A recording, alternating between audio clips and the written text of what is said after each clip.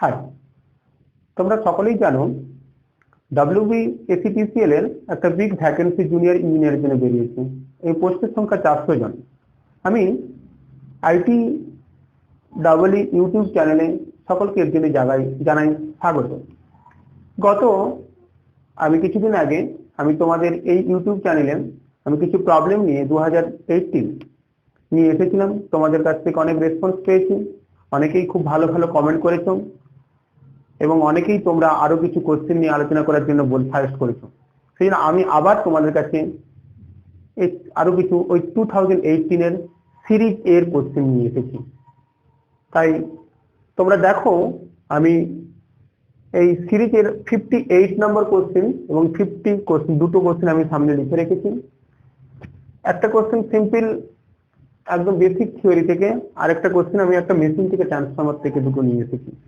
First question দেখো 58, যেখানে বলেছেন calculate current flowing in the part of the circuit shown in figure.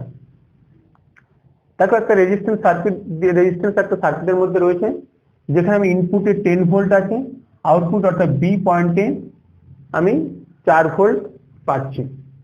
তো আমাকে বলছে ক্যালকুলেট দ্য কারেন্ট ফ্লোয়িং, মানে আই বের করতে বলেছে। তো একদম খুব সিম্পল, মানে কয়েক সেকেন্ডের অঙ্ক, যেখানে আমি ফার্স্ট আমি এ পয়েন্টে 10 ভোল্ট দিচ্ছি, আউটপুট বি পয়েন্টে পাচ্ছি 4 ভোল্ট। তার মানে আমার এই রেজিস্ট্যান্স ড্রপ কত হচ্ছে? রেজিস্ট্যান্স ড্রপ হচ্ছে 10 - 4। রেজিস্টিভ ড্রপ কত হচ্ছে? 10 - 4 = 6 volt. That is IR. IR মানে আই কারেন্ট, আর হচ্ছে 2 ওহম, দ্যাট ইজ 6। এখানে আর এর ভ্যালু কত? 2, আর সমান 2 সমান 2i সমান 6, অর্থাৎ i সমান 6/2 সমান 3 অ্যাম্পিয়ার। তাহলে অ্যান্সার শুড বি কই? Answer D. ক্লিয়ার? এরপরে আমি এই যে আমরা একটা সিম্পল সার্কিট করলাম, এছাড়াও এখান থেকে কি কি কোশ্চেন দিতে পারে? ধরো একটা গ্রাফ, গ্রাফ বলতে কি একটা ডায়াগ্রাম দিয়ে দিল, যেখানে অনেক রেজিস্ট্যান্স আছে, তার একটা ইকুইভ্যালেন্ট রেজিস্ট্যান্স ক্যালকুলেট করতে দিল। এছাড়া আর কি দিতে পারে? যে star delta network, star connection আছে বা ডেল্টা কানেকশন আছে, তো তার স্টারের থেকে এবং ডেল্টা থেকে একটা ইকুইভ্যালেন্ট রেজিস্ট্যান্স বের করতে বললো। স্টারের কনফিগারেশন দিয়েছে, সেখানে ডেল্টা একটা ইকুইভ্যালেন্ট রেজিস্ট্যান্স কি হবে, বা ডেল্টার কনস্ট্রাকশন দিয়েছে, সেখানে প্রত্যেকটা রেজিস্ট্যান্স দিয়েছে, সেখানে স্টারের ভ্যালু কি হবে। অথবা তোমাদের কিছু কিছু এছাড়াও দিতে পারে ম্যাক্সিমাম পাওয়ার ট্রান্সফার থিওরেম, সেই E²/4L রেজিস্টিভ লোড কখন ম্যাক্সিমাম হবে? যখন total resistance of the network is equal to the load resistance হবে। এই সার্কিট থেকে এরকম ছোট ছোট কিছু কোশ্চেন দেবে, আর কিছুই সেরকম নেই। সবচেয়ে ম্যাক্সিমাম দেয় যে কোশ্চেন গুলো, ওই কারেন্ট ডিভিশন মেথড বা ভোল্টেজ ডিভিশন মেথড করে কতটা কারেন্ট যেতে পারে একটা সার্কিটে, অথবা দেবে টোটাল ইকুইভ্যালেন্ট রেজিস্ট্যান্স কত হবে। আমি নেক্সট একটা কোশ্চেন দেখেছি, দ্যাট ইজ ট্রান্সফরমার মেশিনের কোশ্চেন, যেটা 50 নাম্বার। আমি এই যে কোশ্চেনটা করলাম সেটা সিরিজ এর 58। এরপর আছে transformer. If in a transformer copper loss is 500 watt, then how much should be the iron loss for maximum efficiency? কি বলেছেন? একটা ট্রান্সফরমারের কপার লস 500 ওয়াট বলে দিয়েছেন। সেখানে কোশ্চেনটা একদম সিম্পল, যেখানে বলেছে যে এফিসিয়েন্সি কখন ম্যাক্সিমাম হবে, যেখানে যে কন্ডিশনে ম্যাক্সিমাম এফিসিয়েন্সি তার আয়রন লসটা কত, যেখানে কপার লস বলে দিয়েছে। তোমরা প্রত্যেকে জানো ট্রান্সফরমারের ক্ষেত্রে এফিসিয়েন্সি কখন ম্যাক্সিমাম হয়? Efficiency is maximum when iron loss is equal to copper loss. Efficiency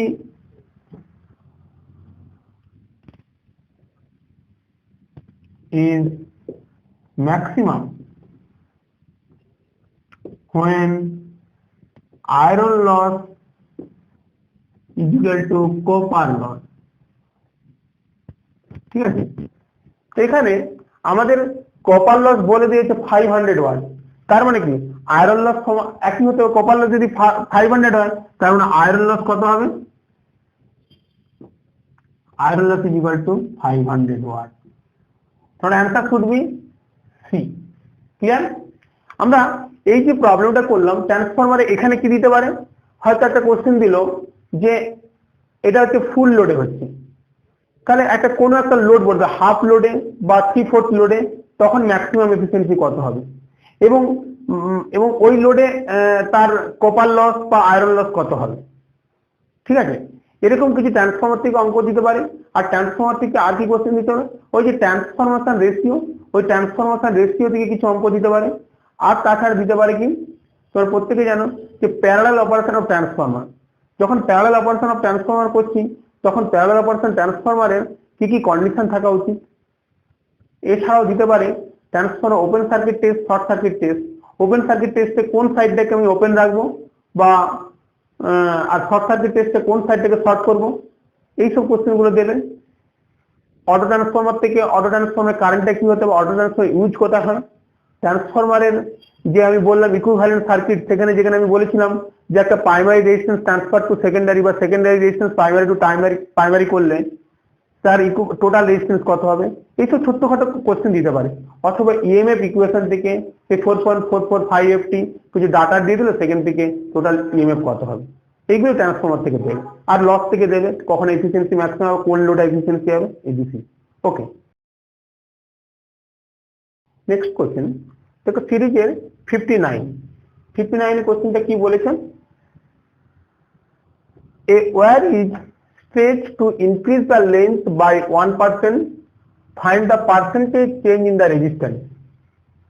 বলছে একটা লেন্থ ওয়্যার আছে, তার আমি স্ট্রেচ করেছি, তাকে বাড়িয়ে আমি কি করেছি, তার লেন্থটা 1% ইনক্রিজ করে দিয়েছি, তাহলে তার রেজিস্ট্যান্সের চেঞ্জ কত হবে পার্সেন্টেজে। তার অ্যান্সার অপশন দিয়েছে। এবার আমাকে তাহলে এটা ক্যালকুলেশন করতে হবে। এটা কিভাবে করবে, এর অনেকগুলো ক্যালকুলেটিভ মেথড আছে, এটা একদম সিম্পল মেথড। আমি যেটা যাই একদম সিম্পল মেথড, আমরা রেজিস্ট্যান্স আর সমান কি জানি, আর সমান আর রো এল বাই এ, যেখানে আমি আর লিখছি না L is equal to length, A is equal to cross sectional area of the conductor. আচ্ছা লিখে দিলাম L is equal to length, A is equal to cross section area. Okay, তো বলেছে the length increase by 1%, তাহলে 1% increase করলে তাহলে লেন্থটা কত হবে। তাহলে ফার্স্ট হচ্ছে রেজিস্ট্যান্স লেন্থ ছিল এল, তাহলে আমি কি করেছি তার সঙ্গে আমি 1% লেন্থ বাড়িয়ে দিয়েছি। তাহলে 1% লেন্থ বাড়িয়ে দেওয়া মানে কি, তাহলে আমার কি হচ্ছে এল বাই 100 বেড়ে গেছে, তাই তো।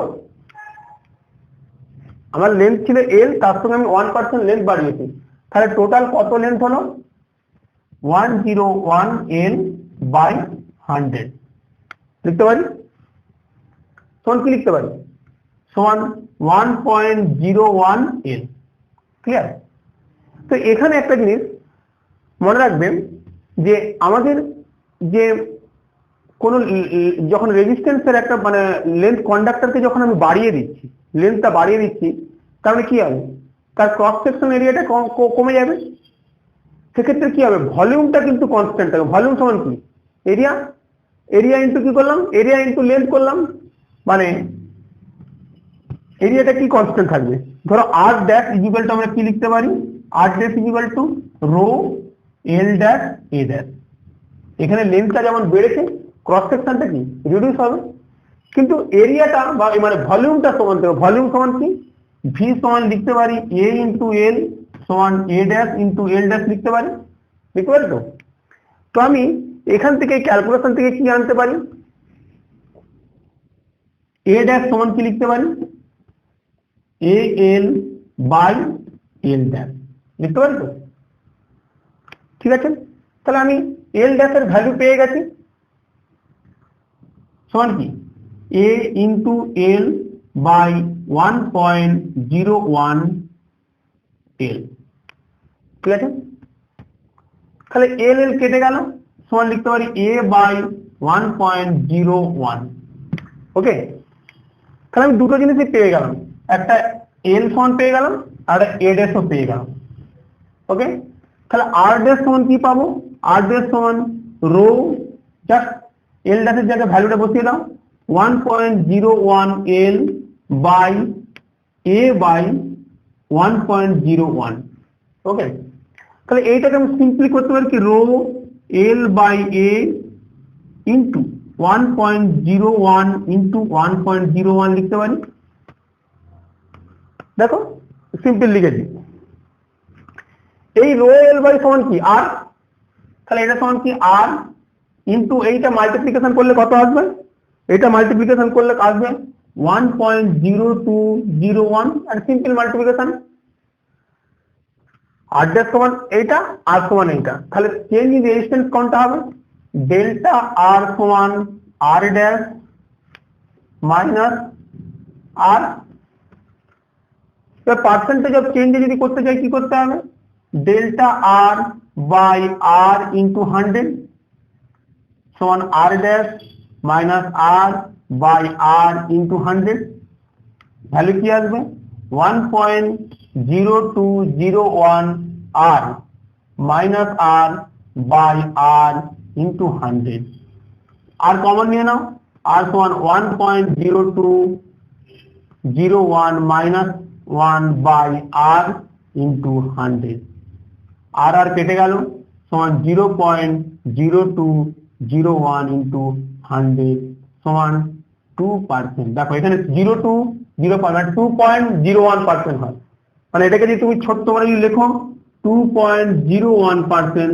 এখানে অপশন কি আছে দেখো, 1%, 2%, 0.5%, 4%। তার মানে answer should be B. Clear? আমি বোঝাতে পারলাম? আমি একদম সিম্পল মেথড, এর অনেকগুলো প্রসেস আছে, একদম সিম্পল মেথড। তোমার কাছে রেজিস্ট্যান্স ছিল একটা, তুমি স্ট্রেচ করেছো, তার মানে কি লেন্থটা বেড়েছে, বা সঙ্গে সঙ্গে কি হয়েছে ক্রস সেকশনাল এরিয়াটা কমে গেছে, কিন্তু ভলিউমটা সেম। তাহলে যদি আমার এল আর এ যদি আমার মানে length and cross sectional, next time আমার হচ্ছে এল ড্যাশ এ ড্যাশ, এখান থেকে আমি এল ড্যাশ পেয়েছি, এ ড্যাশ পেয়েছি, জাস্ট আমি পরে রেজিস্ট্যান্সটা ভ্যালুটা বসিয়ে আমি দুটো মাইনাস করে পার্সেন্টেজ চেঞ্জ বের করেছি। এরকম সিম্পল অনেক ছোট ছোট অনেক কোশ্চেন দেবেন, আমি এর আগে এরকম নিয়ে এসেছিলাম। আমি আশা করি তোমাদের এই ভিডিও ভালো লাগবে। যদি ভালো লেগে থাকে তোমরা এই আইটিই সংস্থার সঙ্গে যোগাযোগ করবে। আমাদের নেক্সট ক্লাস কিন্তু আমরা জানুয়ারি 1st উইক থেকে শুরু করছি, এবং অবশ্যই তোমাদের ভালো লেগে থাকলে এবং শেয়ার করে থাকলে আমি আবার পরবর্তীকালে 2018 বা 2016 এর কোশ্চেন নিয়ে আসবো, এবং তোমরা অবশ্যই শেয়ার বা লাইক করবে। ওকে, থ্যাংক ইউ ভেরি মাচ।